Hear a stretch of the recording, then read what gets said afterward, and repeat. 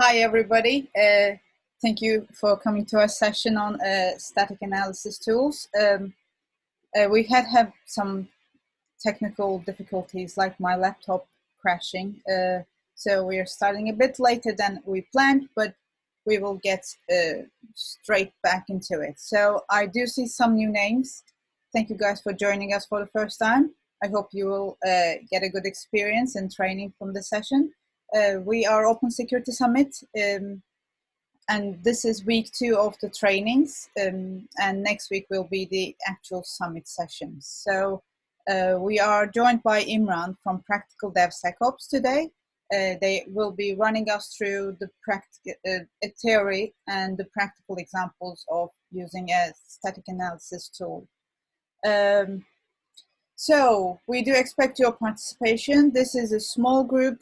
Don't be shy. If you have questions, you can unmute yourself and ask them, or you can ask them in the chat window on Zoom. I will be monitoring that and voicing those questions to Imran also. And we do know you care deeply, otherwise you wouldn't be here spending your personal time on this. Feel free to ask questions. As I said, it's really important for your training, and somebody else might have the same question, but they might be shy to ask. So, and there's no stupid questions. We're all here to learn. And Summit, as the name suggests, the Open Security Summit, it's all about openness. We don't have secrets here. We share everything is recorded, and we share them later on our website and on YouTube, so that everyone can go back and refresh their memories. And also, someone else who didn't have time to join this particular session, they can build on this knowledge as well. This session is recorded. And respect, we do respect you, and we want you to have the best possible experience from this, and that only happens if everybody respects each other. So we do expect everyone to respect each other. Our hashtag for this year is OSS 2020. Use it generously on social media. Tell us how you feel about the sessions. Is it going good, bad? Share your experience with the whole world. And we do have a Slack. I will post the Slack invite in the Zoom window, Zoom chat window in a minute. And that is me. I will give back the control to Imran, and we will start with the theory section. Imran, over to you. Thank you. Yeah, thank you. Thank you for having me here as well, and for the introduction. We're really glad you guys are here, and you're opening your platform to us for the training labs. We really appreciate it. Thank you. Happy to be here and then be of some service to the community. Okay. So usually I'm pretty involved with the Open Security Summit, and then I ran the 2018 the DevSecOps track, the whole track, along with Francois and a couple of my other friends. So this year, because of whatever reason, we are doing it virtually. So yeah, there we have it, right? So again, welcome everyone. I really appreciate you taking time from your busy schedule and spending time with us and learning, static analysis. So I'm Imran. I'm from a company, as you have already seen, we are the training sponsor for Practical DevSecOps. But this is not like a vendor pitch, okay?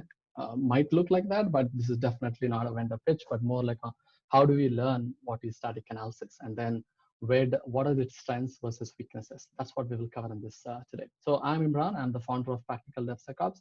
We usually teach our DevSecOps, application security, Kubernetes, secure coding classes, as you can see also in our platform across the world, specifically in Black Hat, DevSecCon, BruCon, NullCon, and a bunch of other conferences.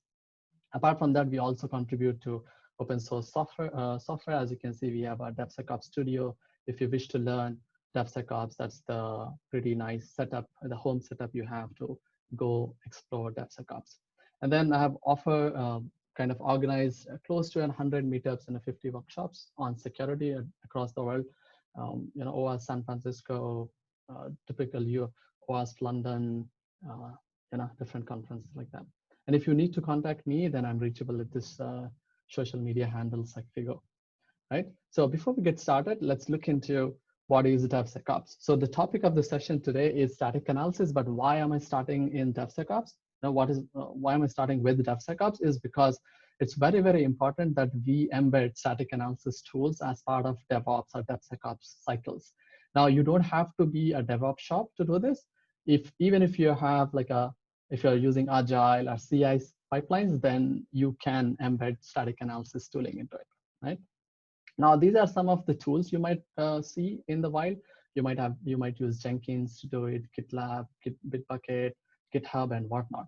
So whatever it is, right, the tooling does not matter, okay? Again, in the codes, if it's not clear enough, tooling does not matter, right? Usually you see people talking about what is, when someone says technology, software, an organization, or in general, security, it's people, processes, and technology, and that order matters a lot, which means if you concentrate a lot on technology, then you will suffer greatly if on the people aspect of it and the processes aspect of it.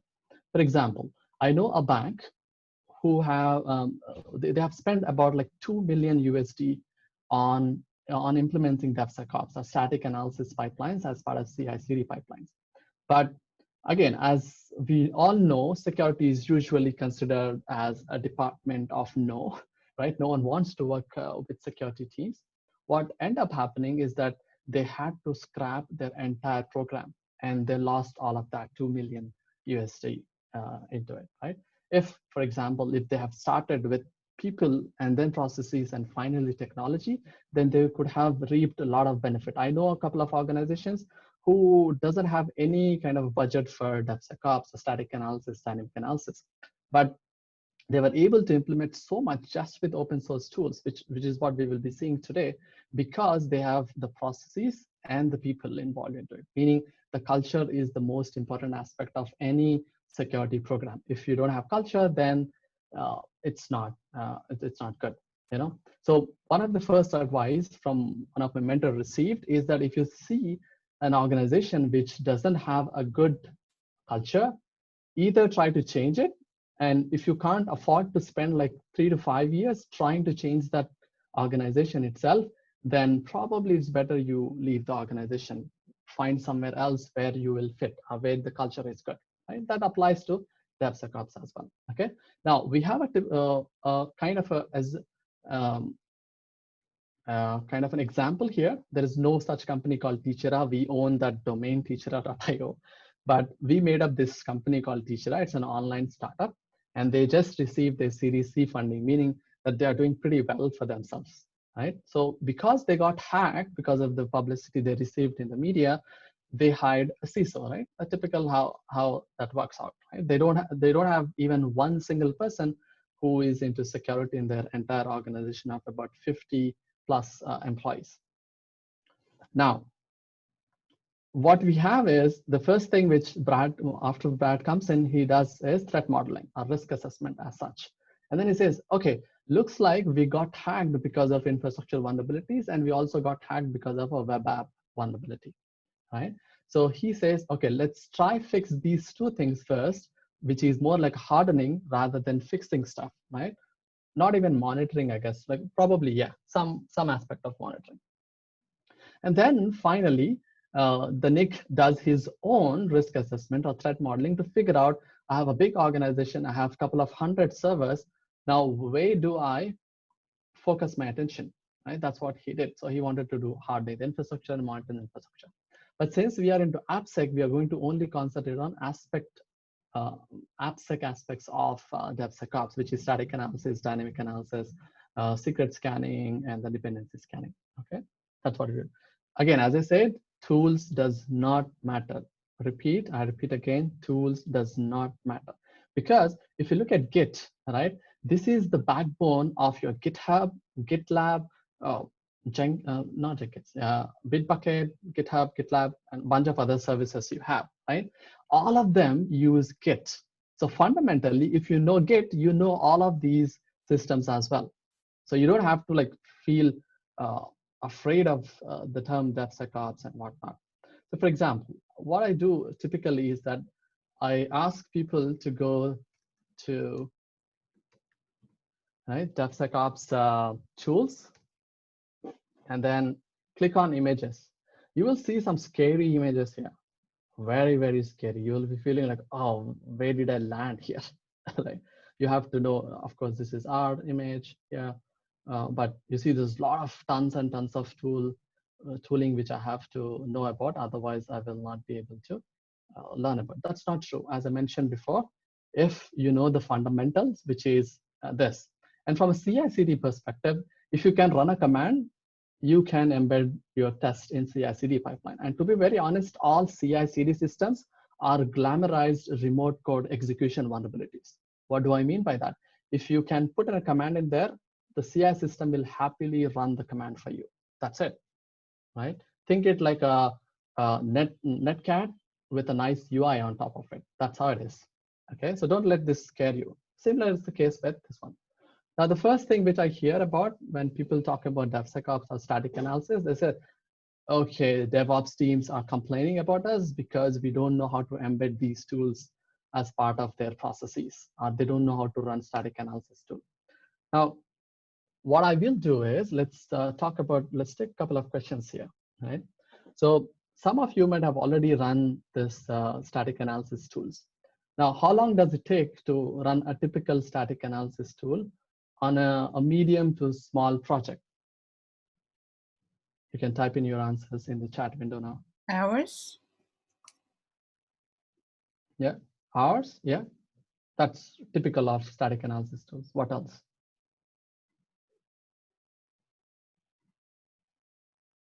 You guys haven't run this before? It's How okay. long? Yeah, how long does it take for someone to run static and for a static analysis scan to finish?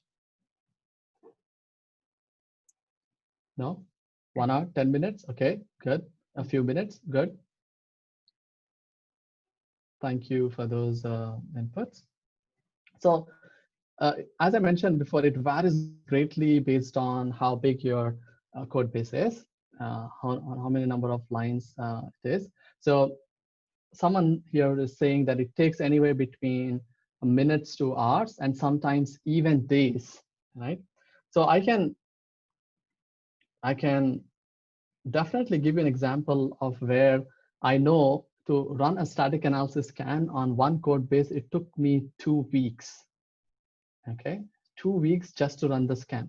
And the results will come up after another week. So I had like 3 weeks to finish static analysis on a one project, right? And in between, if our administrator comes in and says, hey, we need to apply one more patch, let's restart the server, then the 3 weeks worth of my efforts are also gone. Right? That's a typical of how the the static analysis tools work. But then people, what they do is they blame the tooling itself, saying that, oh, this tool is so stupid, it doesn't know how to run it. And in fact, I know a couple of CISOs who say that static analysis is false positive as a service, right? You have a software as a service, you have a platform as a service, right? Some people call static analysis false positive as service because it gives so many false positives and it takes so much of time, right? So I have one question here, Vishwana, which he says code review is part of SAST. Yes or no? Because you're trying to find out bugs in static analysis. Same is the case with code review. But we also want to make sure that we have some eyes on the code. Or let's say someone is trying to be malicious, or one of your colleagues' laptop got stolen, and then they have access to the his credentials, then he might be able to push something malicious. So code review helps you avoid that kind of situations, those kind of situations. So that's there as well. Yes and no as well. Now let's move on. So that's a couple of the problems which this thing solves. Now, traditionally, when we talk about SDLC, this is how it looks like. We start off with requirements, the design, implementation, and deploy. Finally, you maintain it. And the reason why right now people are very reluctant to work with security or static analysis or dynamic analysis tools is because they don't know if it will provide value, right? And that was a similar situation which your business had when they were using waterfall models. So then in order to solve this disconnect between business teams and development teams, they moved to Agile. Okay, so Agile solves the problem of disconnect between business and development team. Now, because of Agile, your developers have started to implement or push code to production on a very rapid pace. For example, Facebook, Google, they push code to production every 9 seconds. And then you are expected to, if you're a new employee, you are expected to push code to production on your day one. Yeah, that's what companies ask you to do. Now imagine a person who doesn't know anything about the code base itself or the technology or the stack. You are asking him to send some code to customers. What does it mean?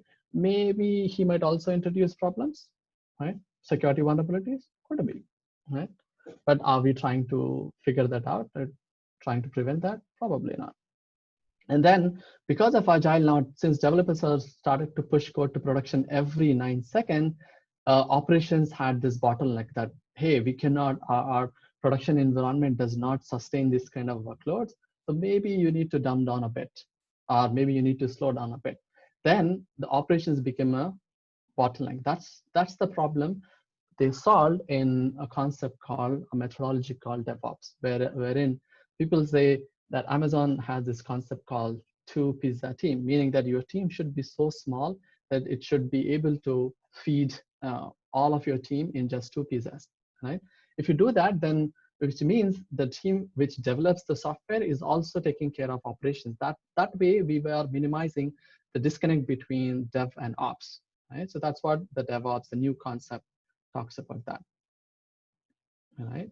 Now, contrary to what we have in traditional SDLC, you can see here, DevOps is a cycle. It doesn't start and end somewhere. It's a continuous process where we start with plan, and then we end up at release, and then we keep on continuing this process again and again. Okay. And then, so the DevOps solved this problem, a huge disconnect between DevOps and developers and operations. Now, so you look at how we are moving from left towards right. So usually security is done at the end, right? As a pen testing thingy or some assessment of that sort. And when you try to do static analysis at this stage, when the code is ready to go live, it's already too late. What do I mean by that? So let's say you found like 6 vulnerabilities, three among them are pretty high.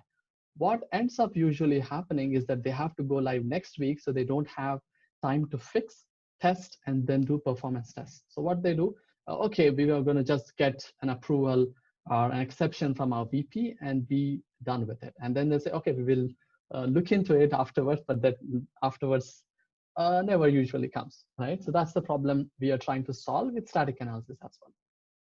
Okay, so let's imagine if you're trying to do static analysis itself, right? So if you look at here, perform static analysis, and then deprecate unsafe functions is also part of your static analysis, and probably use approved tools is also can be part of static analysis up to some extent, right? And also surface analysis reduction can also be part of it. We have tooling now which can help us figure that out, right? So you can do all of this. Now, if you try to do everything here, if you spend 1 minute at least on each of these, it might take 15 minutes to complete this, which is a lot when it comes to DevSecOps. So why are we talking about this again when it comes to static analysis is because if your scan takes more than 10 minutes to finish, it shouldn't be part of your CI/CD pipeline. That's the rule number 1 of DevOps or DevSecOps. If your static analysis, you're trying to put this into a pipeline and it takes more than 10 minutes, it's a pretty bad idea. Okay, so probably you should stop doing that. No? Now the DevSecOps tries to solve this problem, right? It's basically, and if you notice, I did start with a definition heading called DevSecOps, but then I started the sentence with DevOps because I personally believe there is no such thing called DevSecOps. It's just we wanted to bring attention to the security aspect of DevOps. So that's what we are trying to do here. Okay, so I'll just keep pretty brief here. Now, if you try to embed static analysis as part of this kind of environment, then you will get a lot of these benefits. You will be very flexible. You will improve the reliability, the speed, resilience, and automation. And the people who are keen, they might be wondering, these are the exact opposite thing which DevOps team complains about security, which they say, oh, these guys are pretty slow, the speed, you will achieve those drastic speed. And then they say, because of these scans, we are reducing our reliability, right? Because we are running tests on production machine and it's reducing the reliability. Then if we do DevSecOps properly, then we'll get that as well. And then automation as well. Okay, why automation? We'll talk about it. Now, when you do this, as I mentioned, this is all about people, process, technology. People concentrate a lot on automation, on technology, and usually that ends up pretty bad. So what you have to do is first look at what problem are we trying to solve, right? So build culture, look into measurement and sharing as well. And then you might have heard about this law called Conway's Law, which says if any organization which designs a system will design a system and an exact replica of how the organization works. For example, if you have a very hierarchical team or company layout, which means that if you have to go to a conference, you need to get 10 approvals before you can go to a conference, then the kind of system you develop would also be something similar, like pretty hard to use, very, very kind of traditional conservative kind of setup, right? Whereas if you look at the systems which are developed by Google, Facebook, and all of that, their organization structures are pretty flat. So they were able to innovate at such a fast pace is because of their organization culture, specifically culture. If I'm not stressing on culture enough, then please realize we have to work on culture, right? If you end up going into automation directly, then you'll have pretty bad experience with it, okay? So again, put everything in CI/CD pipeline if you want to do this, put everything as code. That's what we will be looking at. We'll also see today something called false positive as code. So you will also be doing false positive in the code, not on a portal. And bunch of other security mechanisms. We will not be covering maturity models, but that's there. So your pipeline might look like this, wherein you might have a paid tool or a free tool. I see a pin drop silence, so I would want to have some feedback. Are you guys able to follow me? I'm okay. What happened? Are you able to see my screen? Yes, we see DevSecOps pipeline slide. Yeah. Okay, great then. So let me see. Okay. I have a question, Imran. Sure. Yeah. So I just wanted to have perhaps an example of a way to shift, let's say, shift culture and shift towards the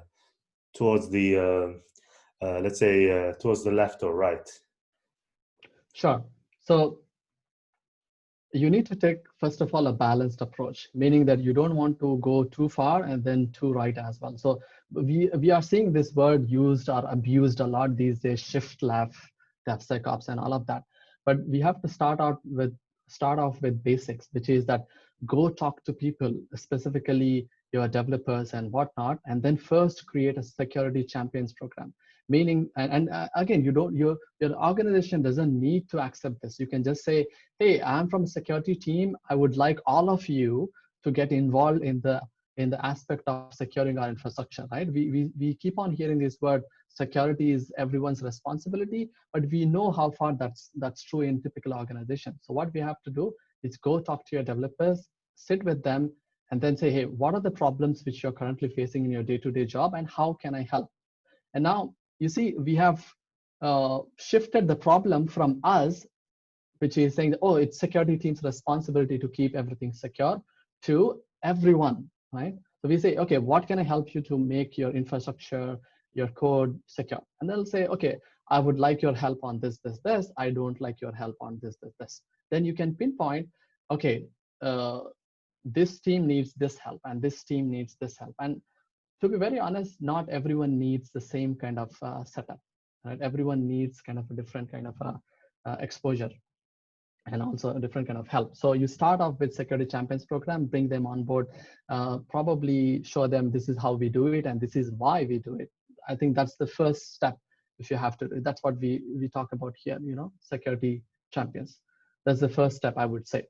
Now, typically, if security team has been very difficult team to work with, then they might not be willing to help you like this. So what you do first is you try to embed these small tools as part of your CI/CD pipelines to show them, hey, we know what we are doing. We have learned our lesson, and we are here to help you on this journey of securing your infrastructure or your organization.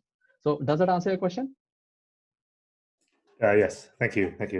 Yeah, so there are a lot of other ways. Again, it depends, but I think this is the bare minimum things. And as I mentioned, you have to have everything should be self-service as much as possible. So my boss used to say, if a monkey can do it, automate it, right? So running static analysis tools, dynamic analysis tools doesn't need a lot of expertise. Yes, false positive analysis, sure, you need to understand the code and all of that, but all of this can be automated. So that's what we will be covering today, okay? And try to use frameworks which give you secure by default frameworks. Look into Netflix paved pathway that talks more about how they build the culture. There's an amazing presentation from Netflix CEO on how to build culture, right? That's there. And again, that culture is not for everyone, but that's a good start. I hope that answers your question. I have a couple of more questions, and I would like to really keep like this interactive. I don't want to keep on rambling about tools and technologies. Okay, so I have another question here for static analysis. How much programming knowledge is necessary? Now, all of you are from a security background. Can you say yes or no?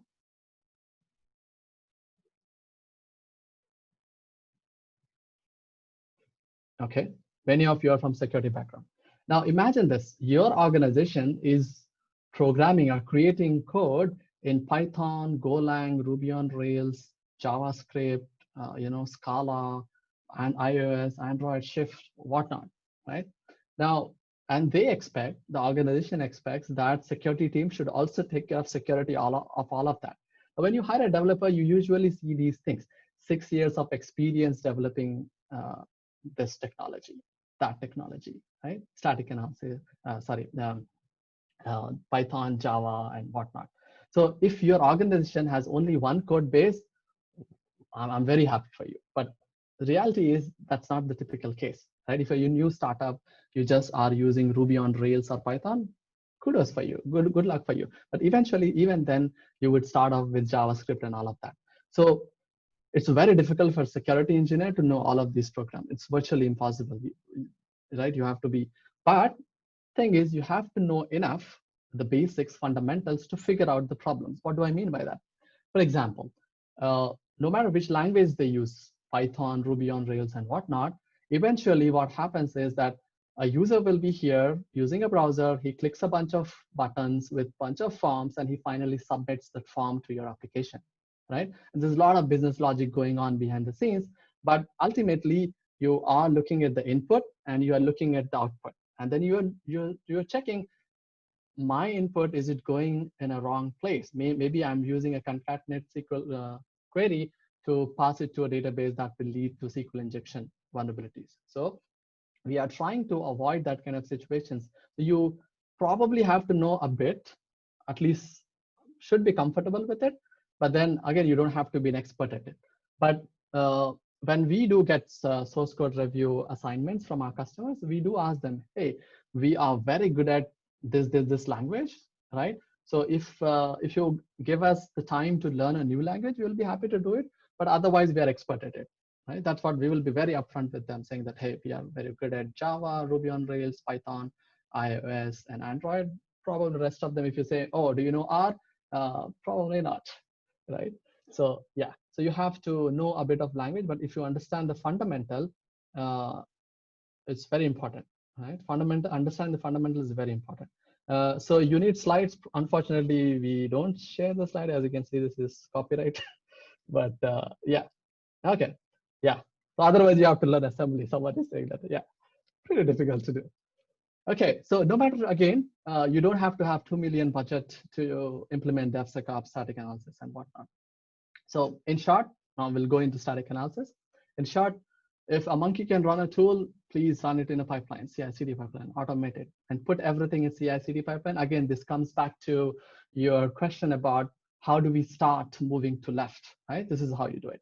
And try to put everything in CI/CD pipeline so you get visibility, and so you have overview and everyone in the organization knows what's going on. And then try to use immutable infrastructure if you can. I don't want to stress specifically on that. There's a lot to that. And then try to put everything in a pipeline so that, as I mentioned again, drives consistency. You can track the work, not tracking in the sense of tracking the user behavior, but what's going on in the organization, how we can help, where we can help, and to what extent we can help. Do they need our help, right? And then try to keep things as fast as possible. Now, this is an exact opposite of what security wants, right? Security wants as secure as possible or as stable as infrastructure as possible, which is an anti-pattern to DevOps.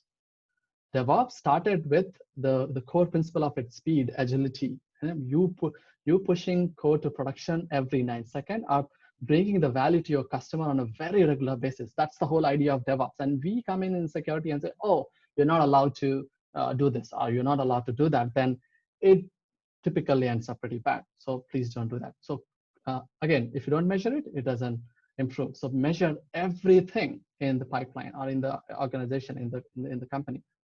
And then use the tools which are used by your developers. For example, you might bring in some tooling like HP SSE, right? Now, Fortify or Micro Focus SSE, Software Security Center. I'm just taking an example of that. I have nothing against them. They are a good tool. I'm not recommending them or I'm not denying them either. What I want to do, what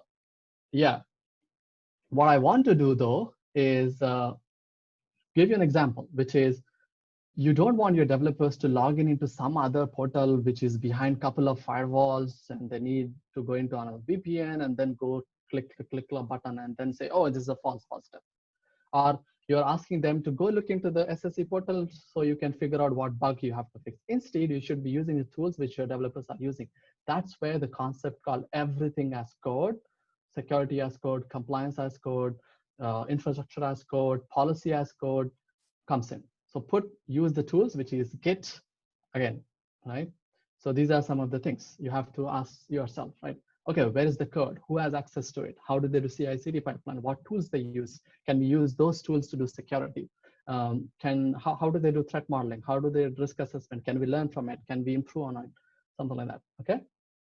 Okay, now we do security reconnaissance. Since most of you are from security background, the first thing an attacker does is he does a reconnaissance, which is information gathering. So we have to first figure out what's there in the organization before we can automate this attack and learn about static analysis. So I think let's move on. This is a couple of tooling. Again, tooling doesn't matter. We will see why. And then this is lab setup, right?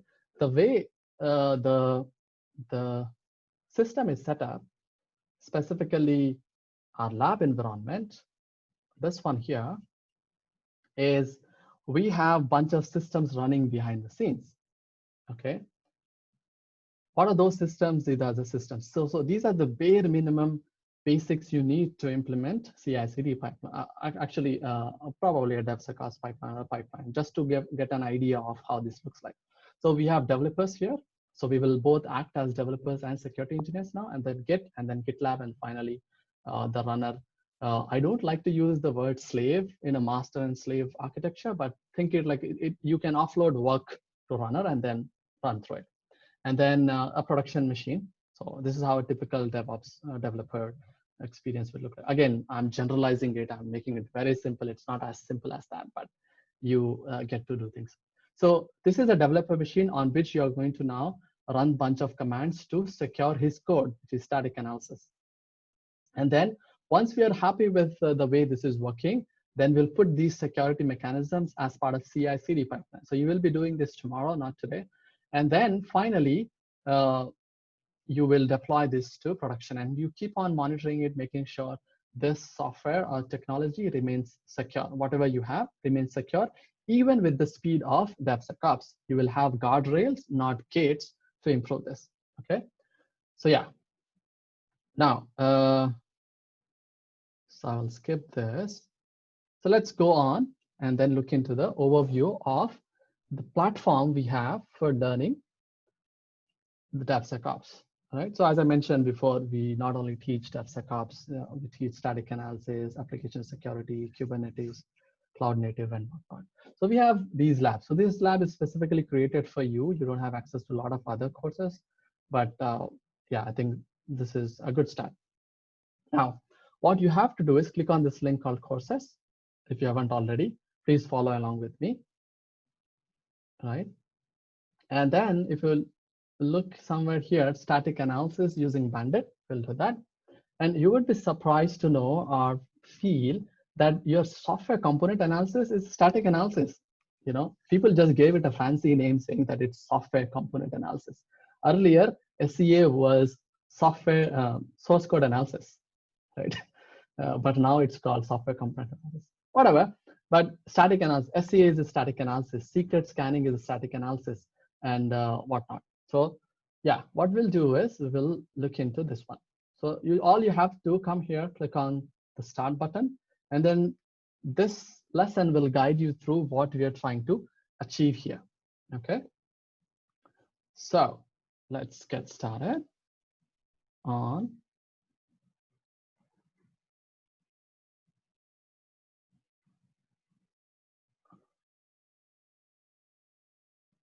hold on.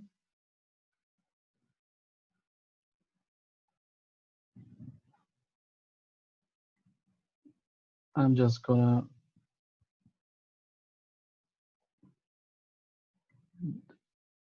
things. Okay.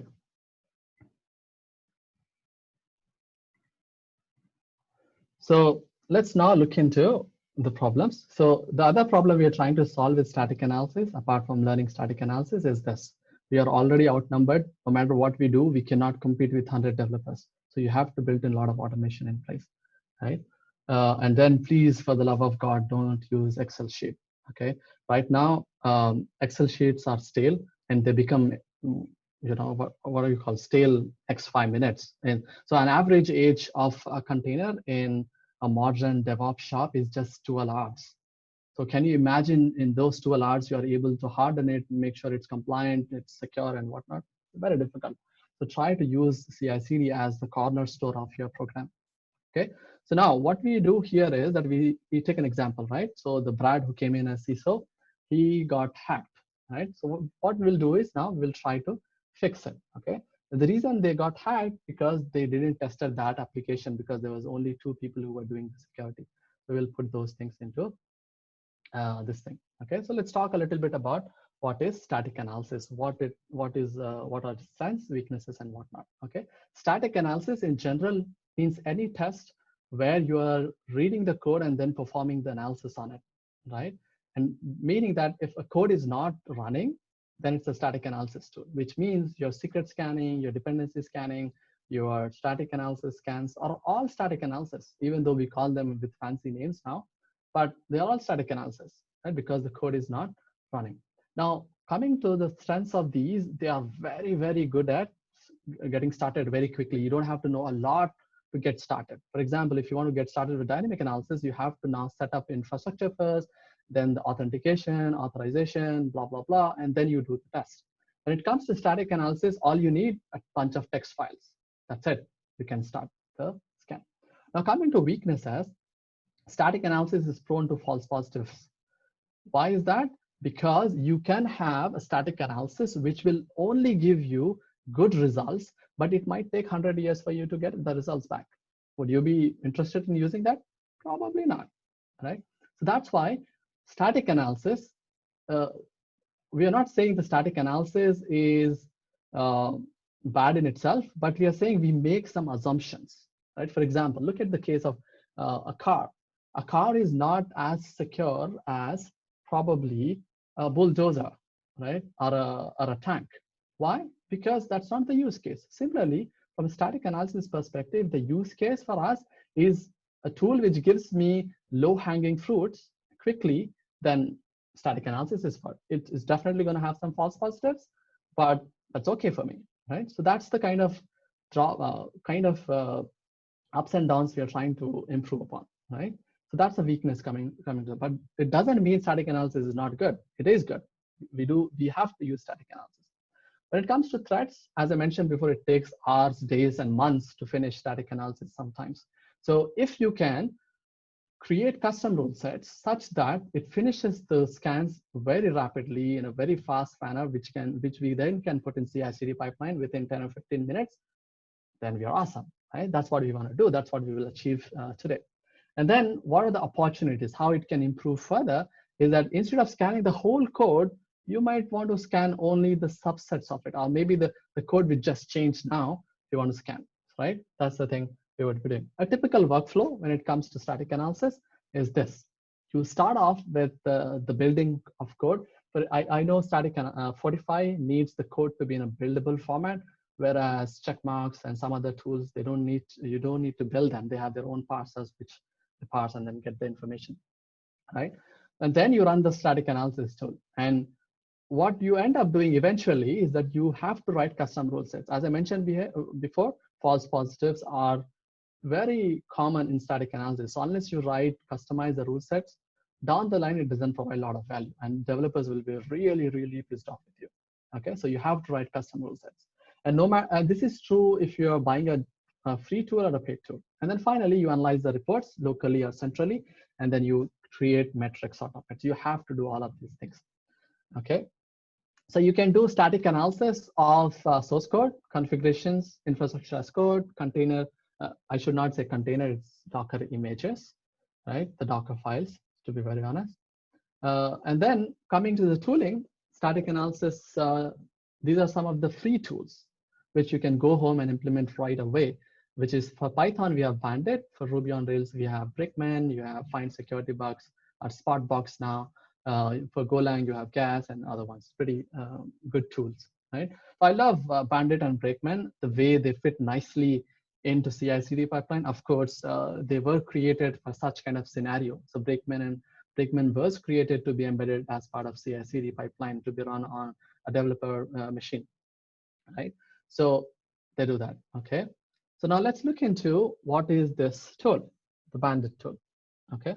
As you can see, we have created a criteria, which you can see here, that it does not ignore issues unless you use a baseline scan, okay? But the way we want to ignore the issues in that is by implementing that false positive as code concept, which I talked about. And then finally, it fails on severity. It fails on when it finds the issue. And then finally, it can save the results in a file, okay? So we want to make sure our tooling does this. Now, spend a minute, think about this. Does your paid tool allows you to do this? Right?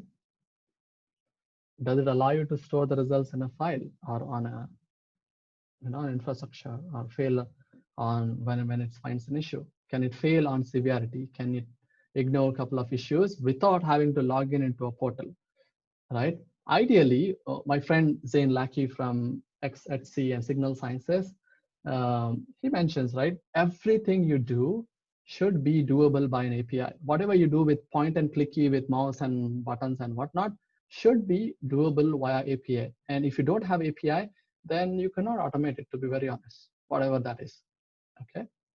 So yeah, that's there. Okay, so this tool is great. So let's look into the demo aspects of it. Okay, we'll cover more into it. There's more to it, of course, how it works, why it works, the way you have to embed it and whatnot. And we also have 40 minutes more, right? So yeah, do you have any questions meanwhile? I haven't seen any questions in the chat window. Okay, we have one now. Can we integrate the SAST tool with CI/CD? Yes, it should be. That's what we have to do. Right? Definitely you have to do it. We can do it.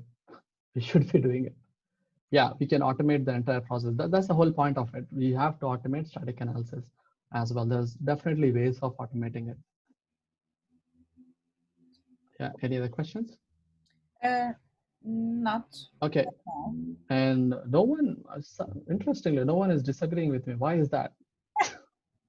Because you're talking sense. Just kidding. Probably. I'm just kidding. Okay, please feel free to, ask any questions you have.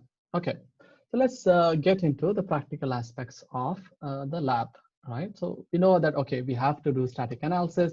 It can be done. You can automate in CI/CD pipeline. It will finish within 10 to 15 minutes, provided you set it up that way, right? So that's definitely a good thing for us to do.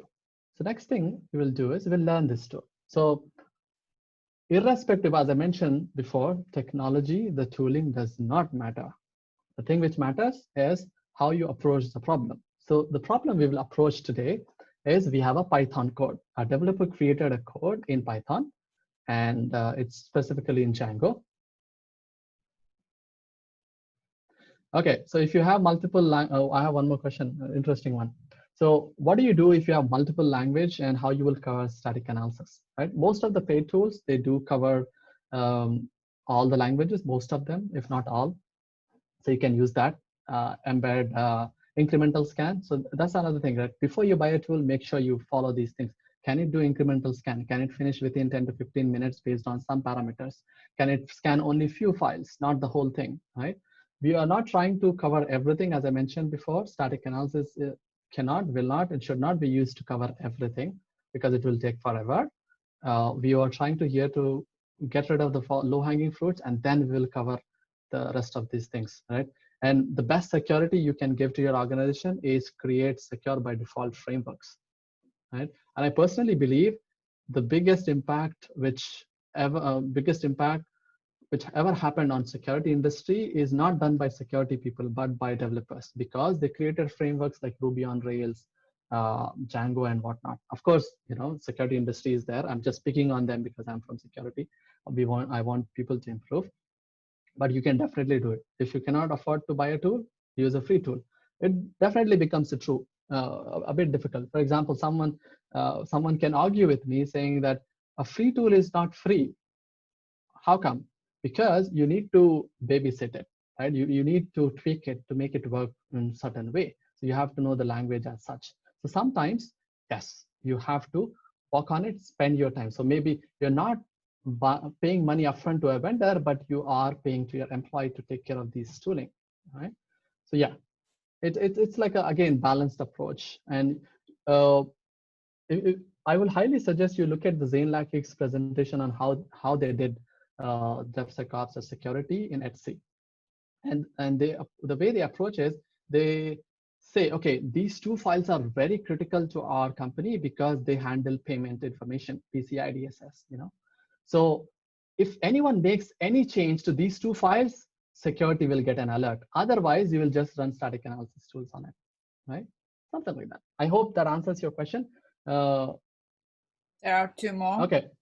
Comments. I think we will. Yeah, I'll definitely answer your questions, but let's go into the practical aspects of it, right? I'll come back to you. Okay. Yeah. Okay. So this is static analysis tool, right? What it does is it takes your code and then parses it, creates a tree or a graph, whatever you like to call it, and then does some analysis on top of it to figure out, is there any security issue, right? That's what we are trying to do. Okay. Bandit is such a tool which helps you scan code for Python. If you want Ruby on Rails, look at Brickman, Golang has Gas, and a bunch of other them respective to different languages.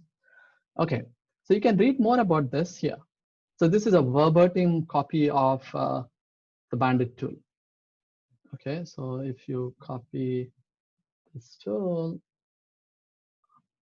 click on this and say it's designed to find common security issues, right? It doesn't say all security issues. So that's the keyword there, right?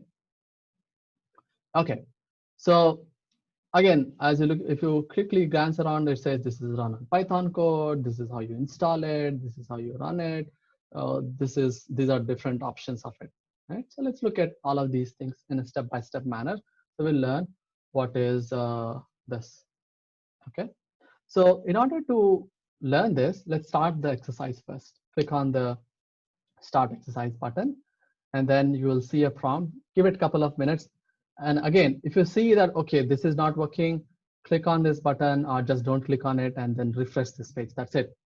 It's nothing else for you to debug, you know, change something.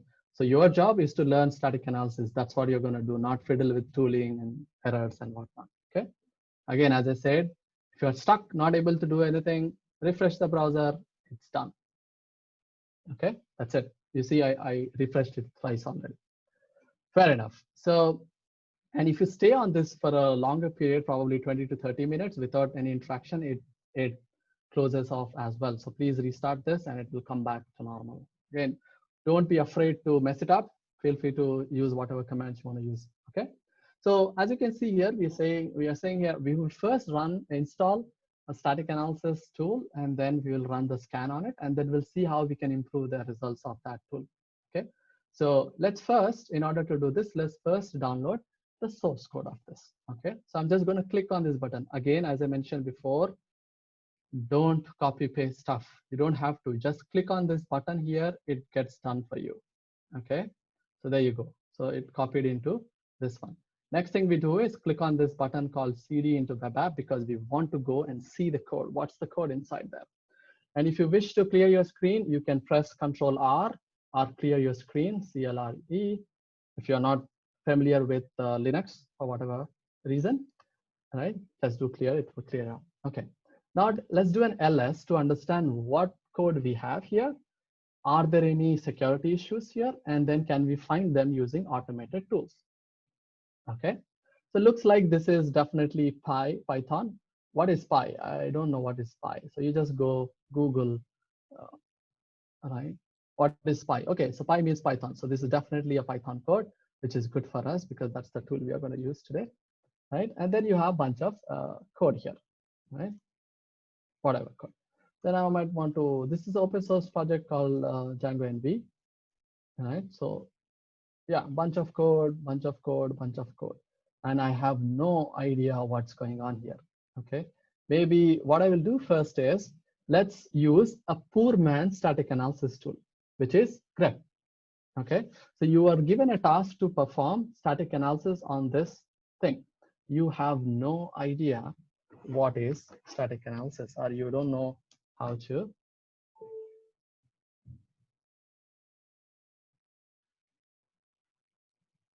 Oh, what happened? Okay. So I think my screen froze there. Okay. Can you guys see my screen? Yeah.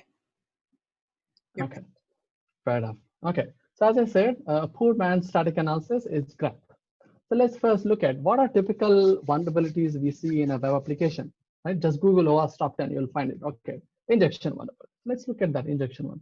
Injection vulnerabilities usually happen because of SQL queries, right? Like select, something like that, right? So what I'm going to do is I'm just saying, okay, can you please, I'm going to zoom it, grep for a word called select, and can you please scan my local directory recursively to see if I have any tool? Okay, so looks like I do have a static analysis, the SQL query here.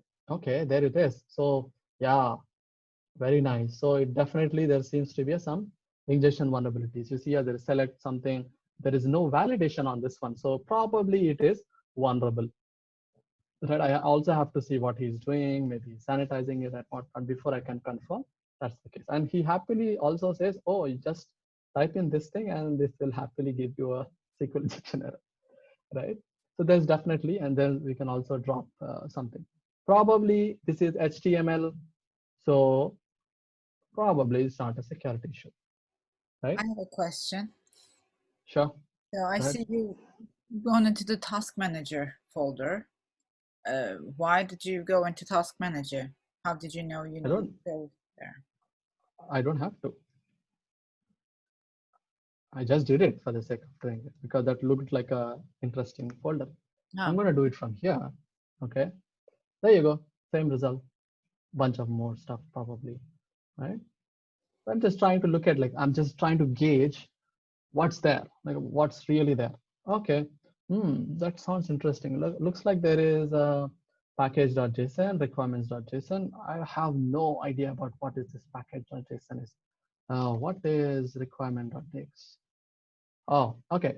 So requirement files are used to store basically your third-party components. Okay, that's interesting. Sounds fun.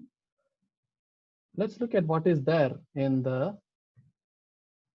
this thing. Okay, so there seems to be we are using Django 1.8. Okay, let's look at how old is it. Django 1.8. 2015. That sounds really, really up to date. So I'm sure there are definitely some vulnerabilities here. Okay, let's go look into that. Wow, a lot of them, right? Fair enough. So you can say right now you're not using tools, right? It's all some basic logic. Yeah. Again, this might look very kind of made up kind of a thing, but that's how you can follow, right? Any process, just follow the process. As I said, tool matters, but then not as much as you think it does. Fair enough. So that's, I found one vulnerability at least. So that's good for me. Oh, there's a package.json. What is this? Let's Google that. And then you figure it out. And then you go to run app and whatnot. And there's just going to be a lot of stuff. Now, since I created this exercise, so I already know a bunch of stuff which is wrong here. Okay. So if you, let me just, okay. So I'm just hitting tab. It's going to autocomplete for me. There is something called users.json. Wow, that sounds fancy. Anyone has to do GDPR? Oh, okay. So there's a guy called Ken Thompson. Oh, this is his password in MD5. Okay. Awesome. Okay, you found some security issues. See, all you have to do is run. Now, would it scale? You are only 20 people in a company. It will not scale. What you have to do is automate it. What are the tools to automate it? Now, there is an amazing GitHub project called Static Analysis. It's awesome as well. On GitHub, click on that. For every language you can think of, there is a static analysis tool. You can use that to do your work. Most of them are not security, but again, you see here, Quark is there. I'm sure there's a Bandit here. Yeah, as you can see, Bandit, DLint. There's definitely for Brakeman should be here. Yeah, let's go. There should be gas. It's called Golang. AST scanner. I don't know. Something like that. Oh yeah, it's here. GoSec, also known as gas. Right? There must be SonarQube here. Yeah. It's called Sonar. Yeah, SonarQube. So a bunch of them are there. Okay. So you don't have any reason to now say, okay, I don't know. I don't have $1 million of investment to do this. Can you please help me out? Yeah, just go and implement it. Look into the code, add value. That's the only thing you can do. Okay, so add value to your organization somehow or the other. Now, what we will be doing, as I said, we already did this 2 steps. Next, move on to the next step. And then it happily says us that, hey, you need to install this tool. Go back again. All right, click on follow the instructions, right? And click on this. So we're going to install now Bandit to see how it works, where it, what things it's very good at, what things it doesn't catch. And then we'll try to improve upon it. Okay, that's the one. As you can see, this is a typical kind of output you saw. And please don't click on this, okay? It will also run. Okay, then let's clear the screen again. Control R or clear. Don't have to, but just saying. So let's look at the different options our Bandit tool provides us so we can see what would fit us, okay?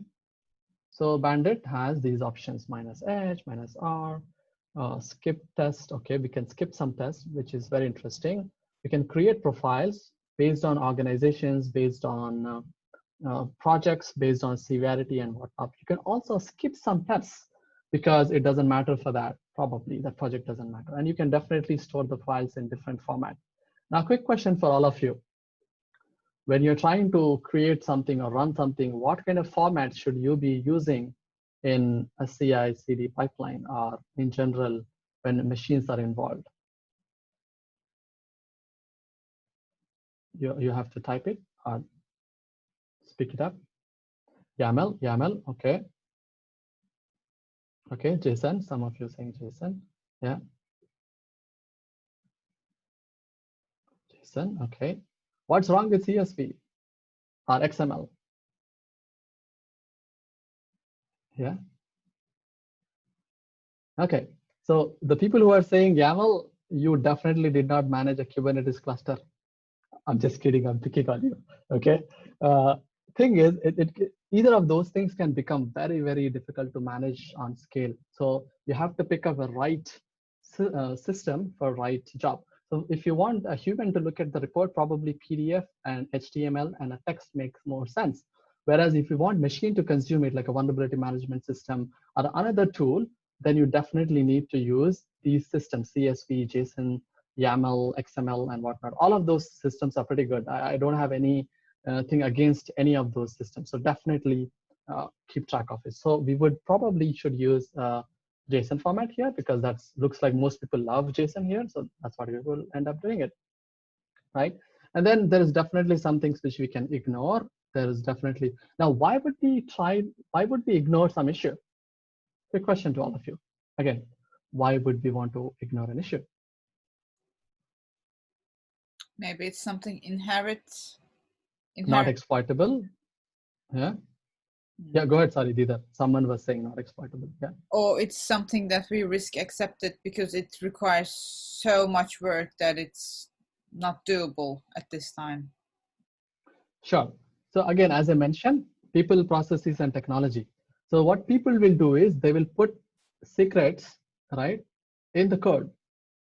Now, where they keep the secret makes all the difference. The context, the process matters, which is if they use those secrets in a testing suite, which it's not being used in the production at all, then it's fine, right?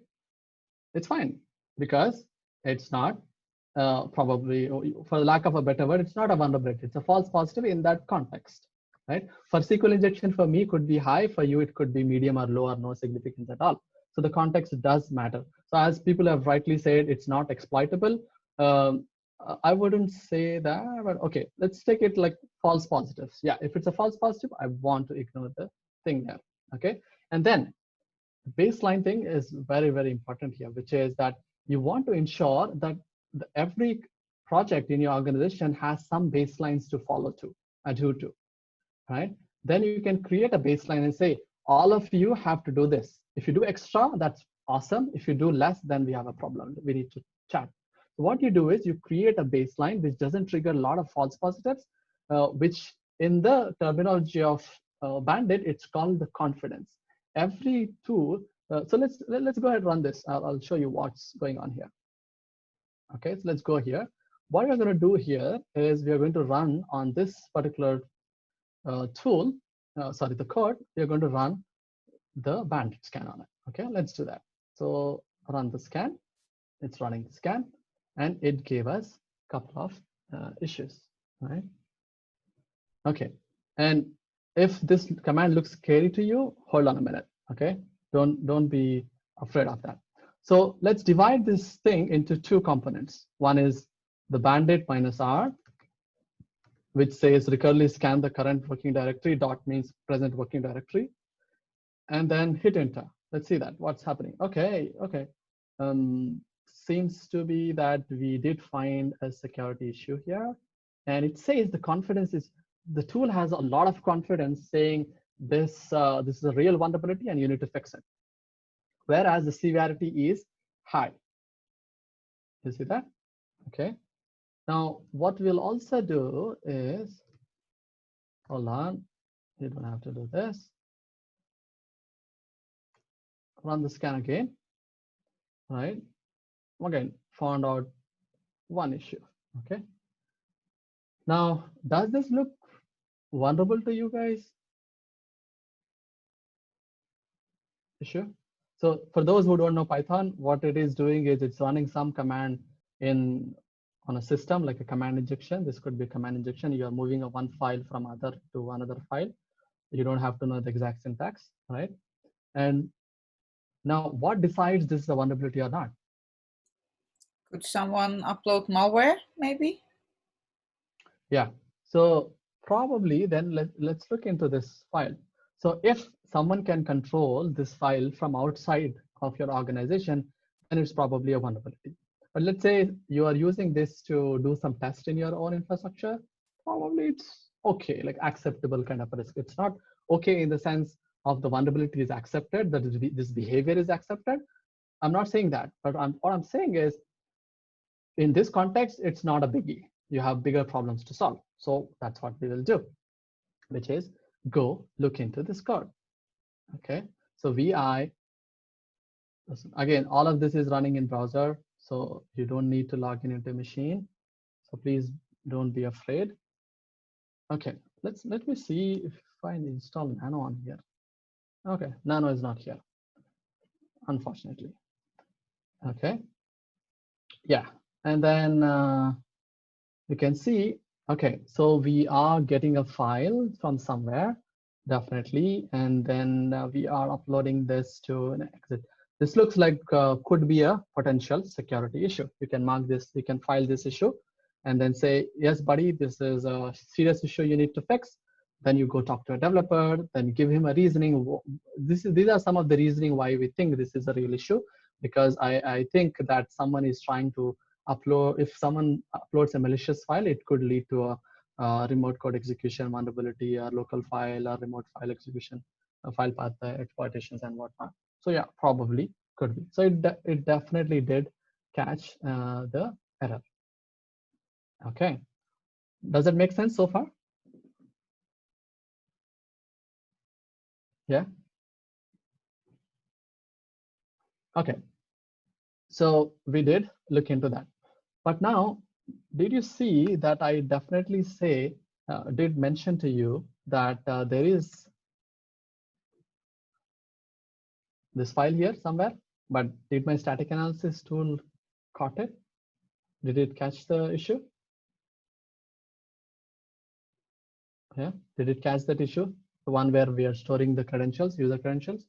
It did not. Yeah. Okay, it did not. So we can also look into the result file, which I stored just here, right? VI bandit output. Sorry, it's VI, not VM. And then you can see that I have high issue here, and the code is not there, interestingly. Okay, for whatever reason. So yeah, it did not catch that issue. Just saying possible injection. Okay. Yeah, so it did not catch this issue. So some tools are, and this also happens to be the issue with the Python 2 version of the tool versus Python 3. The tool itself is pretty good. Okay, it can catch this if you configure it properly. So the tool is very, very good for what they give. It's a free tool, for God's sake, right? So they are giving a lot of value for you. Now let me try running the same command, right, on my local machine. So you might be thinking, oh, this will work only in this environment and will not work in my environment. And yeah, this is something pretty kind of thing. Okay, so what I'm going to do is I'm just dragging you a terminal, which is on my Mac. This is I'm running on Mac. Okay, so I'm just going to create a virtual environment so that I don't have to clean it up afterwards. So as you can see, I'm using now Python, and you will see a drastic difference here in terms of the tooling and the output. Python 2 is deprecated, so please don't use that. I'm just showing it to you for the sake of demo here. As you can see, deprecated. Okay, so I should be able to use this.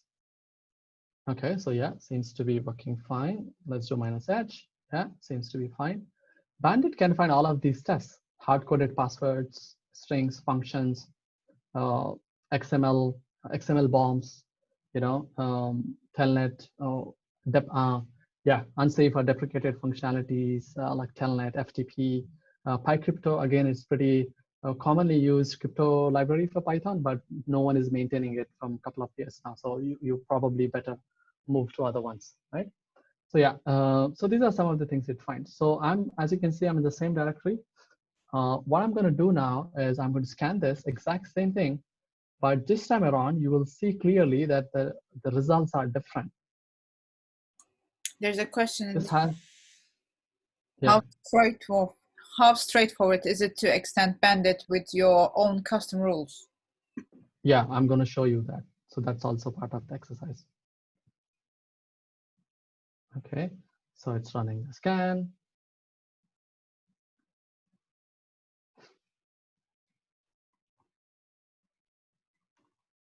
I will let the scan run, okay? I'll show you the difference afterwards as well. Okay, so moving on with the tooling itself,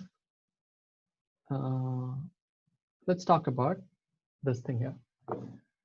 So why, as you can see, it did not find all the issues because maybe you're using the wrong version of the compiler, maybe you're not configuring it properly. The tool itself is not bad, but the way you run it is what matters, right? And it's very straightforward to extend bandit and Breckman as well, find security bugs, Golang as well. All of these systems inherently at the backend use something called abstract syntax tree. Okay, don't let this scare you. It's not as fancy as you think. If you have ever taken a compiler class in your college, you already know what that is, right?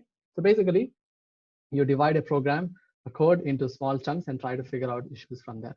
Now, the reason why you have to write, no matter it's a paid tool or a free tool, is because it will reduce noise. It will find issues in legacy code. It will find you can define custom rule sets which says that right now we know we have million security issues in our organization. We don't want new security issues. That's kind of custom rule set you can write as well. You can also write, you can scan your own customized in-house libraries, which others will not have access to. And especially if you have a vendor, they will not be able to find out, okay, issues in your own code if it's pretty customized. And then it's also to prioritization of issues. For example, being, so I advise a lot of companies on how to implement static analysis, again, as a broader DevSecOps or application security programs. So the first thing I go in and then do is say, don't try to fix everything. It's never going to happen. Okay, so you pick your battle saying that we are only going to concentrate on these issues, top 5, top 10, top 1, and top 10. Even top 10 is huge responsibility. So maybe you say, okay, we are going to handle top 5 vulnerabilities, and these are the classes of vulnerabilities. We are not trying to say you don't have to fix the other ones. They are good. They are being recorded, but we will only show the ones which we have high confidence of that being a real issue, right? So that's what you would be doing as well here and there. Okay, so yeah, and then to reduce bloat as well. You don't want like silly compiler issues saying, oh, this is not following best practices and whatnot. So if you do that, what happens is that you will have something called false positive fatigue. So people will just say, okay, I know this tool is just crap. I'll just ignore everything. So they will not want to use it. Okay. Now, how straightforward it's to use. This is an image I got from the engineering, Instagram engineering. Okay. So you see here, as you can see, right now we are somewhere here in the AST based scanners, for which writing custom rule set is not hard, but it's not easy either, right? If you have regular expressions, it's pretty straightforward, right? Even that could be pretty complicated, but yeah, comparatively, as not bad as the whole program analysis. This is where your paid commercial tool, thrives more. They do control flow analysis and data flow analysis as well. In here, we are just doing very basic small scale AST. We are not doing whole program analysis, data flow analysis. Okay. Now, even these tools, the paid tools,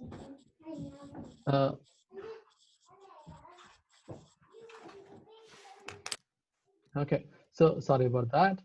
So even the paid tools have this problem of saying that there is a vulnerability in your code, but the tool doesn't know how to find out, and even the paid tool.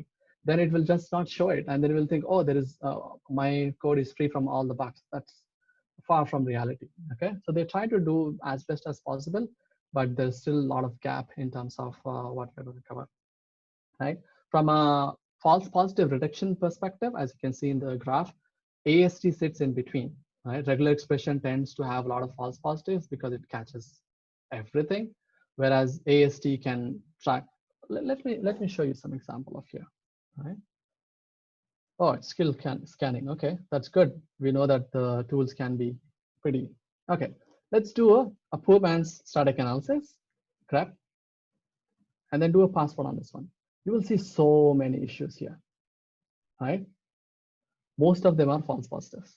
There's definitely an issue there.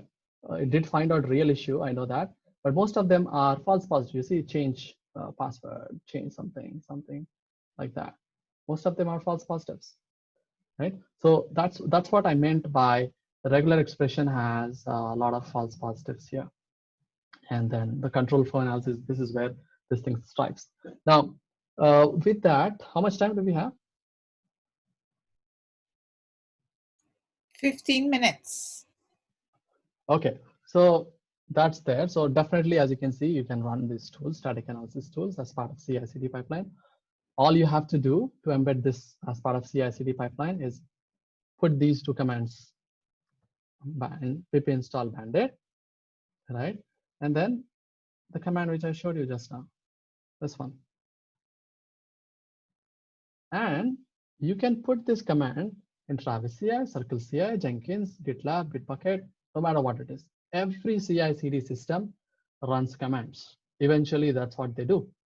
So you take those two commands, put it into a pipeline, and voila, you have a static analysis scan in CI/CD thing.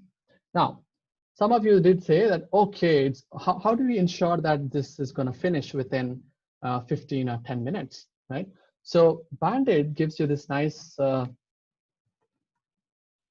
help, which definitely also shows you, actually, hold on, let me show you here. Yeah, if you do this help, it definitely gives you a way to customize it, in the sense it says, let's look at that. Yeah, I want you to skip these tests, all of the tests, right? So, and then we can say which level of vulnerabilities you want me to scan. So we'd say, for example, you only want high severity issues. Then what you do is you just say here, come and then say minus LLL. It will only give you high severity issues. As you can see, it only gave you high severity issue with high confidence. Hold on, there is a, yeah, where is that? Yeah, minus LLL for high. Now, if you notice, this issue here is what? The command injection. Oh, the possible, yeah, command injection. So let's look at what does Bandit give me an ability to say, don't scan command injections, for the lack of just a better word. So let's do that and then say grep for injection. I'm just trying to see. Okay, so I'm saying, buddy, I don't want you to run this scan. So which means that my tool will not find a high severe this issue which it just found, which is this one, right? High severity issue. I don't want it to find it. So what we have here is we can say minus X. This is not minus X. This minus skip test. It's somewhere here. Yeah, minus S. Okay. So what we'll do is we'll say B605. I want you to skip. Right. S skip. Okay. Okay. It is 0605. Okay. There you go. Voila. We fixed a bug. Sorry. No, we did not. But you got it, right? So you can customize it, tweak it however you want it. And if you think there's a false positive, you can even go in the code and say no sec, which does kind of just removes everything there. A lot of other stuff is there. As you can see, this is the text output. We have to use the JSON and whatnot. You can debug it. Now let's look into where Python stores the rules. So all of this tooling, no matter it's a free tool or a paid tool, is using some rules behind the scenes to say, okay, this is a rule you have to figure out. So I have No, never mind. Okay, so sorry, which bandit? Let's look at where bandit is installed. Okay, bandit is installed here. Let's go see where is real bandit.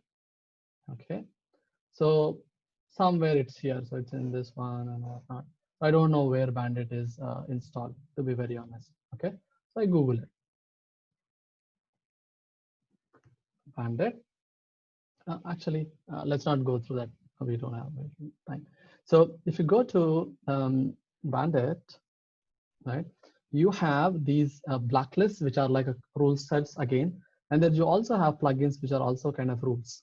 Okay, what do I mean by that? For example, here, if you look at that, there is this custom rule, for the lack of a better word. Here it says that if you see a function which has exec in it, os-exec or sysexec and whatnot, then let's try to find those. So what I will do is I will introduce a vulnerability now into our bandit code and see if our code picks it up. So and I will be very lazy. Okay, so I'll say Python os exec, right, example. Let's do that. I'm not going to work hard for this. I'll hold on. Looks like I did went here. Too complicated. Let's go here, pick up the example from here. Somewhere here there should be some os exec. Okay, so let's do this. Take this, right? We'll make it exec C and whatnot. There is a OS command and whatnot. I'm just trying to be silly here, just to show you that, hey, it's not very tough or difficult to create custom rule sets. So yeah, so I'll just copy paste this here. Of course, Python will complain about there's no import of OS and whatnot. So let's scan this file, see if bandit catches this issue. Oh, voila, it did catch the issue. And the way this is catching the issue is based on this. It's not using regular expression, but AST is just too much to talk about. If I have to cover AST, we do cover it here. Like this is what the abstract syntax tree looks like and whatnot. So I'm not going to cover that now in today's session. Okay, so you can create that. You can also create blacklists. If you go into the blacklists here, you can look at what are the different imports. So the libraries which you are not supposed to be using are excluded here. So you can see here, we are not allowed to use telnetlib because telnet, right? Insecure transport, subprocesses is hard, not always, but these libraries are known to vulnerable for XML bomb attacks. So you can look at that. There's a description of this attacks or the description of why we are saying that, explanation. It's pretty like very, very easy to start. Now you can even use this to do something called secret scanning. So Lyft has this bandit secret scanner that reduces spelling, you know, the Lyft is like a Uber's competitor. So they have this high entropy string, which really reduces a lot of false positives when it comes to finding issues in the code. Okay, so this is another one you have. Like they created a plugin for bandit to, you know, pretty interesting. Go look at the code if you're interested in doing it. Okay, so I think that's pretty much what I wanted to cover as part of this today. That's great. Any questions from the audience?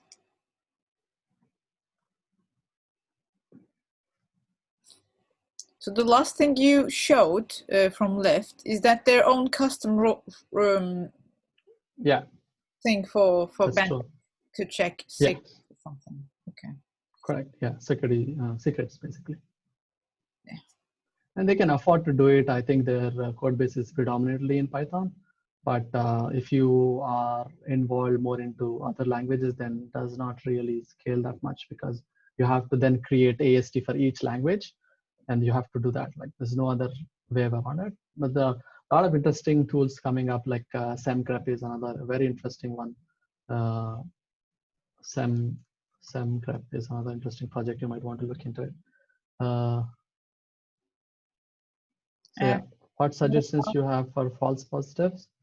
There's bound to be false positives. As I mentioned, we have to make sure we are balancing between the speed and also the value you are getting it. If you want to make it perfect, right, it might take 100 years, but then it will not be of value for you. So yeah, you have to have a balance. So you run the tool, tweak it, and as I mentioned before, you have to teach the tool to how to do false positives, kind of write custom rule sets to reduce it, the noise and whatnot. I hope that answers your question. So Yeah, that's where Bandit the is straightforward. process element comes in, I guess. You have to build a process about how to identify false positives and handle them and stuff. There is bound to be.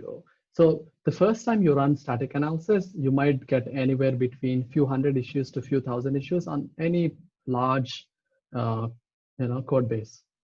And I can't say all of them are false positive. Many could be false positive. So you have to write custom rule sets or get rid of false positives or teach the tool, again, paid and free, to say, okay, you know what? This is our custom thing where we are doing some kind of validation and you don't know about it.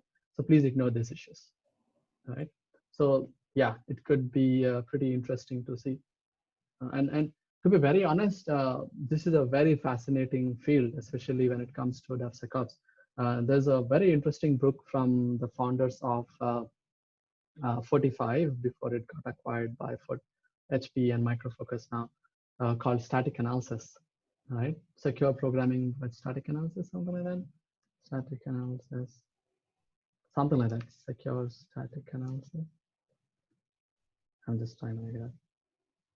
There's a book, nice book around that. So just want to, just use that. Yeah, this is the book. This is the one. Secure Programming with Static Analysis, Jacob West and Brian. So definitely, a great book to look into if you want to go into more in depth on what these technologies do, how you can improve it.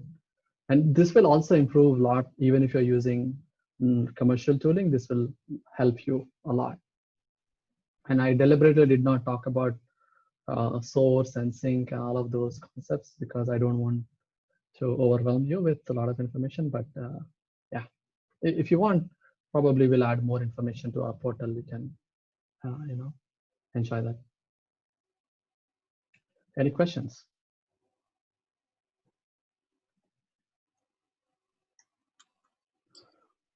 I guess that's pretty much about it. Thanks a lot, everyone. And thanks a lot, Didar and Open Security Summit for having us. And I really enjoyed it. And I hope you enjoyed it as well with us. And again, we are hosting one more session tomorrow on dependency scanning. There's another one on dynamic analysis. There's another one on secret scanning as well.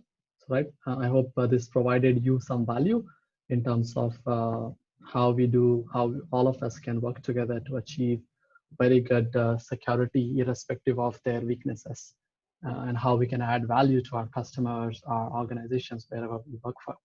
And knowing these kind of technologies will help you make you a better engineer and probably turning you in a all around better engineer, to be very honest. So definitely spend some time. It's not very hard if you know where to look at. Yep. Thank you so much. I'm going to stop the recording now.